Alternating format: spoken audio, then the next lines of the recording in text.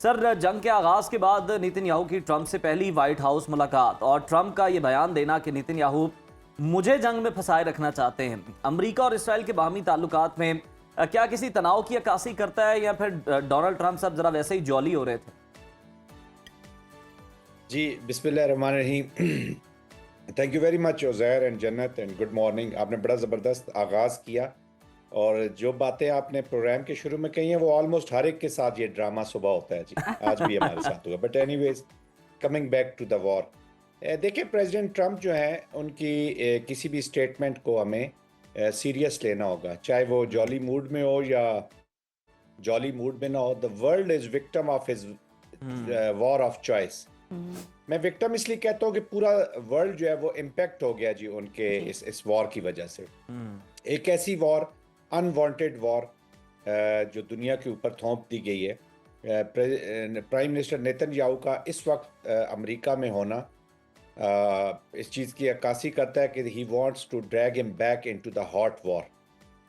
और उसकी सबसे बड़ी प्रॉब्लम ये आ रही है कि आजकल की जो उज़ैर चैलेंज है दुनिया को, जी। वो ये आ रहा है कि जो डोमेस्टिक पॉलिटिक्स है या जो आपकी पॉलिटिकल फेलियर्स हैं उनको भी आप वॉर से कवर करना चाहते हैं। यस। आपके जो क्रिमिनल फेलियर्स हैं या निग्लिजेंसेस हैं या इन्वॉल्वमेंट्स हैं उनको आप वॉर से कवर करना चाह रहे हैं। जी। तो आप अपने नेशनल इंटरेस्ट के बजाय पर्सनल इंटरेस्ट पे वॉर करते हैं, और ये वॉर भी कोई उससे इतनी दूर नहीं है। 4 प्रेसिडेंसीज गुजरी जब से नेतन्याहू ट्राई कर रहे थे कि अमेरिका इस वॉर में आए, और अब प्रेसिडेंट ट्रंप को घसीट कर वो ले आए हैं इस वॉर के अंदर। But anyways, situation is still very precarious. बड़ा अनप्रडिक्टेबिलिटी अटैच है, लेकिन आज नहीं तो कल इन्होंने मुज़ाकरात तो करने ही करने हैं। जी। अगर मुज़ाकरात ना करने होते तो वो जो इस्लामाबाद मेमोरेंडम ऑफ अंडरस्टैंडिंग था उसको कभी ये साइन ना करते जी। लेकिन सर एक कंफ्यूजन भी बट तो है ना, दोनों एक इस तरफ वक्त ट्रंप जो जो है, सॉरी मैं आपको इंटरप्ट कर रही हूँ, एक तरफ ट्रंप मुज़ाकरात की बात करते हैं तो दूसरी जानिब वो धमकियां देते हैं, ईरान की पेकस पहाड़ी पर वो हमला करने की बात करते हैं, जौहरी तंजीबात और पुलों को तबाह करने की वो धमकियां देते हैं। वाकई ये फौजी इकदाम की तैयारी है या सिर्फ एक नफ्सियाती और सिफारती दबाव का एक हरबा है? देखिए, इस वक्त तो चिकन्स गेम हो रही है। चिकन्स गेम ये होती है कि कौन पहले ब्रिंग करता है जी, कौन पहले बैकफुट पे जाता है। आपने 14-15 दिन की एक एडिशनल एप्लीकेशन करके भी देख ली। देखिए, इस वक्त जो ईरानियन स्टेट है उसको समझने की बड़ी ज़रूरत है। वो लोग जो प्रेसिडेंट ट्रंप आज से कुछ अर्सा पहले समझ रहे थे कि सड़कों पर निकल आएंगे जब कैपिटेशन हो जाएगी, जी। और ऑलरेडी वो सड़कों पर एहतजाज कर रहे थे अपनी रिजीम के खिलाफ। वो एंटी रिजीम निकल आएंगे और हम रिजीम चेंज करेंगे और फिर अपनी पॉलिसीज़ को परसू करेंगे। ऐसा हुआ नहीं। आज जो एक आम ईरानी भी है, other than those who are associated with the जो आइडियलॉग्स हैं, उनके अलावा भी वो जी। अराउंड 20 मिलियन के करीब हैं। उनके अलावा भी जो आम ईरानी है वो भी अभी जो इस वक्त मौजूदा जो उसकी तकलीफ है, तकलीफ में बहुत है, इकोनॉमिक स्ट्रेस है बहुत, और तकालीफ उसको ज़रूर है। वो समझता है कि इसकी जो जिम्मेदारी है वो अमेरिका और इसराइल पे है, जिन्होंने वॉर आके मुसल्लत की है। तो और भी वो तैयार हैं थोड़ा सा पेन लेने के लिए। तो आप जितनी मर्जी एप्लीकेशन कर रहे हैं मिलिट्री की, at the end of the day आपने मुज़ाकरात ही करने हैं। फॉर दैट मैटर, कोई भी मिलिट्री ऑपरेशंस हो, कोई भी मिलिट्री एप्लीकेशन है, वो एक लीवरेज तो आपको, मिलिट्री लेवरेज तो देती है, लेकिन एंड गेम नहीं देती वॉर की। आपको वो करनी पड़ती है डिप्लोमेसी और पॉलिटिक्स के साथ। तो वो उसने आना तो है, तो वो भी कंडीशन करना चाहते हैं। लेकिन देखा जाए तो अमेरिका खुद भी बहुत कंडीशन हो चुका है। एक सुपर पावर जिसने कहा था मैं सही। 3-4 दिनों में अपने अहदाफ हासिल कर लूंगा, नहीं वो कर आज सका वो। देख लें कितने दिन हो गए इस वॉर को शुरू हुए, लेकिन अपने अहदाफ हासिल नहीं कर पाए जी। जाहिद साहब, अब अमरीकी हुकाम ये दावा कर रहे हैं कि ईरान को जंग से ज़्यादा मौशी पाबंदियां जो है झुका सकती हैं। क्या वाकई मौशी नाकाबंदी करना, मुंजमद असासों की बात करना कि जी जो नुकसान हो रहा है वो हम उससे पूरा करेंगे, ये तेहरान को मुज़ाकरात की मेज़ पर लाने के लिए मजबूर कर सकती है?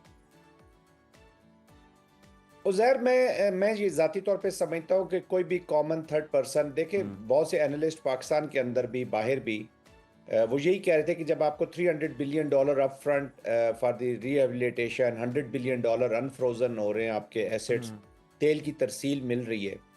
तो जब इतने बड़े आपको इकोनॉमिक एडवांटेज हो रही है, और एक न्यूक्लियर ही है जिसके ऊपर आप ऑलरेडी तैयार थे काफ़ी हद तक कंप्रोमाइज़ करने के लिए, तो why aren't Iran taking this? Iran ये चीज़ निकली है, फ्लो हुई है, Iran is prepare to take this economic cost. वही मैं जिक्र कर रहा था कि अभी आम ईरानी भी तैयार है कि हम थोड़ा सा ये कास्ट बर्दाश्त करने को तैयार हैं, लेकिन इस वॉर को वंस फॉर ऑल ख़त्म करना चाहते हैं। वो जो बदएतमादी ऑलरेडी एग्जिस्ट कर रही है दोनों के दरमियान, वो इतनी ज़्यादा है, बिल्कुल वो इतनी ज़्यादा है कि वो उसको ईरान को फियर्स है कि ये 7 महीने बाद, 8 महीने बाद, साल 2 साल बाद फिर मेरे ऊपर जंग ना मुसल्लत कर दे। बिल्कुल। तो वो जो हुर्मस का उसने जो लेवरेज इस्तेमाल कर रहा है, जो इस वॉर का ही बाय प्रोडक्ट है, उसी के जरिए न सिर्फ वो अमेरिका को डिटर करना चाहता है फॉर एनी फ्यूचर कॉन्फ्लिक्ट और एनी फ्यूचर कोई एक्सपेरिमेंट वो करें ईरान के खिलाफ, and they want to deter Israel. So that's why Iran is creating cost कैसे क्रिएट कर रहा है? बाय डिस्ट्रीब्यूटिंग पेन रीजन के अंदर। वो कहता है जब मुझे तकलीफ है तो फिर सारा रीजन जो भी अमेरिका को सपोर्ट कर रहा है वो उसको भुगते हैं। नंबर 2, वो इकोनॉमिक प्रेशर्स डेवलप कर रहे हैं। ईरान के ऊपर भी इकोनॉमिक प्रेशर डेवलप हो रहा है, हम सब के ऊपर भी इकोनॉमिक प्रेशर डेवलप हो रहा है। पूरा globe is under economic pressure. रोज आप सुबह पहले तो देखते हैं, पहला ट्वीट क्या आता है कि आज प्राइस क्या हो गया जी, और फिर आप 1 रुपया सस्ता भी होता है तो पूरा मुल्क उसके ऊपर शुरू हो जाता है, कभी महंगा हो रहा है, तो कब ये स्ट्रेस में आ रहा है। तो Iran has strategized like this कि entire world should take care of this. Zahid sahab, इसमें ज्यादा किरदार हुकूमत का भी है। मतलब आलमी मार्केट में तो कीमतें जो हैं वो $100 से कम होकर कई नीचे चली गई हैं, 86 पे कल तक थी, लेकिन यहाँ पर जो है वो असर जो है वो पास ऑन नहीं किया जा रहा, इसलिए अवाम ज्यादा तसब्जुब का शिकार। तजब्जुब का तो शिकार है, लेकिन हमें डिसिप्लिन भी थोड़ा सा पैदा करना होगा ना। हर घर के बाहर उज़ैर 3-3 गाड़ियां खड़ी हैं। हमारी हैबिट्स जो है वो यार वेरी, लेकिन सर चला फ्यूल एफिशिएंट ही रहे हैं। गवर्नमेंट नहीं कर रहा। हम ओवरऑल हमें अपने अपने अंदर कल्चरल चेंज लाना बिल्कुल होगा। सर, आप सही कह रहे हैं, कुछ तब्दीलियां हमें खुद भी करनी पड़ेंगी। लंदन में, अमेरिका में तो हम वॉक कर करके किधर किधर तक जा सकते हैं, मेट्रोज में फिर सकते हैं, लेकिन यहाँ पे हम कहते हैं कि गाड़ी से कदम बाहर रखे तो ऑफिस के अंदर हो, ऑफिस से गाड़ी से कदम बाहर रखे तो मॉल के अंदर। तो हाँ, बहुत मौसम भी वैलिड पॉइंट है। हाँ, बहुत वैलिड पॉइंट है। मौसम भी असरअंदाज होता है ना जरा जन्नत इसमें। बिल्कुल ऐसा ही है। अच्छा सर, हम अपने टॉपिक की जानिब दोबारा आते हैं। सर, ओमान की जानिब से आप नए मलाका के मॉडल पर आपने हुर्मस के मुश्तरका इलाकाई इंतजाम का नया मंसूबा कितना काबिल अमल होगा? क्या ईरान अपना यकतरफा कंट्रोल छोड़ने पर तैयार होगा? I don't think so. लेकिन एक सिक्योरिटी आर्किटेक्चर में अगर वो जाते हैं, कलेक्टिव आर्किटेक्चर में, देखिए उसमें उन्होंने जो ईरान के थोड़ा सा जो रिक्वायरमेंट है उसके नज़दीक एक और ऑप्शन रखी है। वो some kind of not tax but services charges की शक्ल में, या इस तरह के चार्जेस की शक्ल में वो कुछ ना कुछ रखता चाहते हैं, जैसे आपने जिक्र किया दूसरी स्टेट्स में भी अरेंजमेंट्स हैं। तो वो देखते हैं उसको कैसे वो लेना चाहेंगे, लेकिन वो अपना जो कंट्रोल है, जो लेवरेज है, बदएतमादी सबसे बड़ी बुरी चीज हुई है। ये बदएतमादी न सिर्फ अमेरिका और ईरान के दरमियान है, बल्कि ईरान की बदएतमादी रीजनल कंट्रीज पे। वो अभी तक समझते हैं कि ये ऑन बिहाफ ऑफ अमेरिका ही हमारे साथ डील कर रहे हैं। तो कंट्रोल तो कोशिश काफी हद तक रखने की कोशिश करेगा। बट जन्नत, एक चीज हमें समझने की जरूरत है, ईरान भी इस ह्यूब्रस, ये जो लेवरेज होती है ना, लेवरेज लाइक हुर्मस की जो लेवरेज है, ये इसकी एक शेल्फ लाइफ होती है। आप कुछ अर्सा तक उसको अपनी डिप्लोमेसी में, पॉलिटिक्स में, मिलिट्री क्वर्जन में, इकोनॉमिक क्वर्जन में इस्तेमाल कर सकते हैं। उसके बाद जो आपका एनिमी होता है, जो अपोजिंग कैंप होता है, वो उस लेवरेज को कम करने के लिए मुख्तलिफ मेयर्स लेनी शुरू कर देते हैं, and slowly and gradually you lose the value. जब वो डर यू लूज द वैल्यू, फिर आप उस एसेंडेंसी के साथ या उस पॉइंट की ऊपर से फायदा नहीं उठा सकते।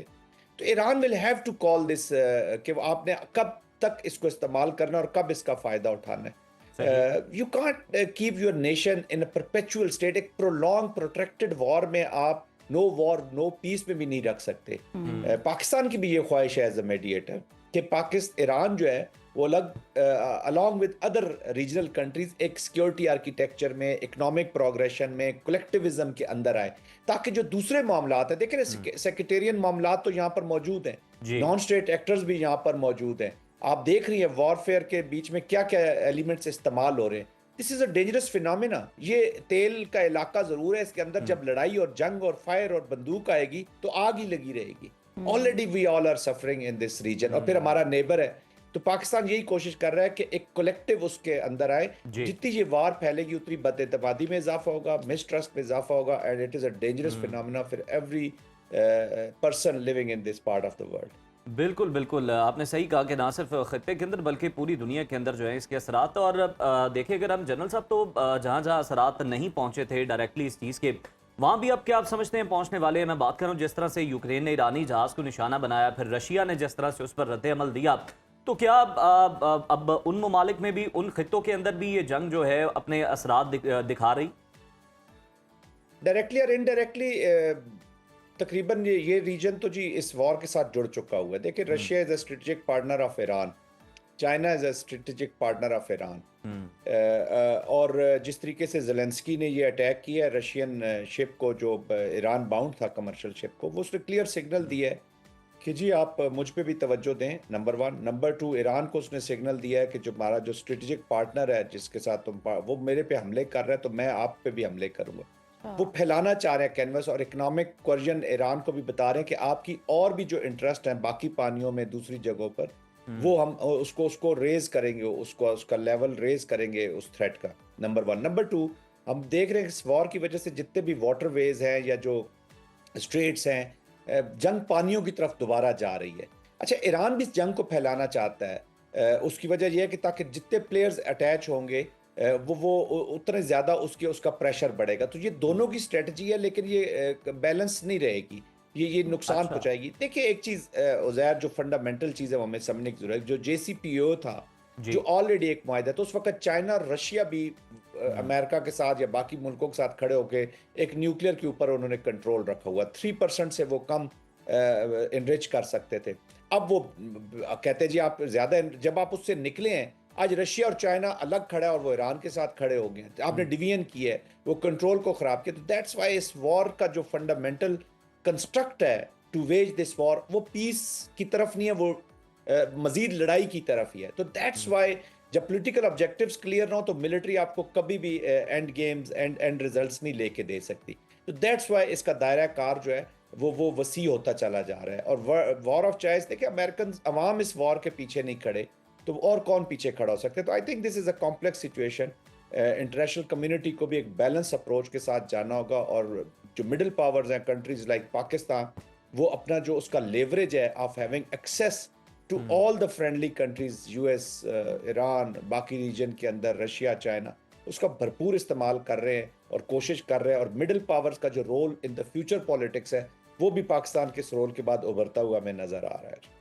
बिल्कुल बिल्कुल। ठीक है। अब बहुत शुक्रिया major general retired Zahid Mahmood sahab हमारे साथ मौजूद थे।